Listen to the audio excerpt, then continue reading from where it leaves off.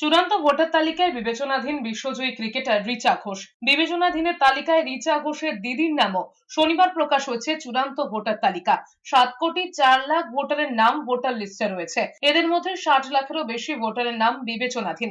রবিবার জানা গিয়েছে সেই তালিকায় রয়েছেন বিশ্বকাপ জয়ী মহিলা ক্রিকেটার রিচা ঘোষ। শিলিগুড়ির 19 নম্বর ওয়ার্ডের বাসিন্দা রিচা ঘোষ ও তার পরিবার 22 গজের লড়াইয়ে যিনি দেশের নাম উজ্জ্বল করেছেন, তার নাম বিবেচনাধীন থাকায় কমিশনের বিরুদ্ধে আক্রমণ করেছেন শিলিগুড়ির মেয়র গৌতম দেব। বিএলওর নামে চিফ সেক্রেটারির নাম অ্যাডজুডিকেশনে আছে, রাব্বানির নাম অ্যাডজুডিকেশনে আছে।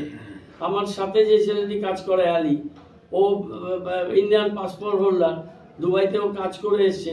সে ছেলেটা যেহেতু মুসলিম অ্যাডজুডিকেশনে ঢুকিয়ে মানুষকে জানাচ্ছি, মানুষ এটা নিয়ে বিচার করুন এবং ভাবনা করুন যে দেশকে ওরা কোন জায়গায় নিয়ে যাচ্ছে। ইলেকশন কমিশনের মূলত কাজ হচ্ছে মানুষকে সুযোগ করে দেওয়া আর প্রপার ইলেকট্রাল রোল তৈরি করা।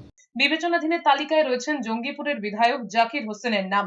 শুনানিতে সব তথ্য দেবার পরেও কেন নাম বিবেচনাধীন তালিকায় প্রশ্ন তুলেছেন জাকির হোসেন। সাধারণ মানুষকে হয়রানি করা হচ্ছে বলে অভিযোগ করেছেন তিনি।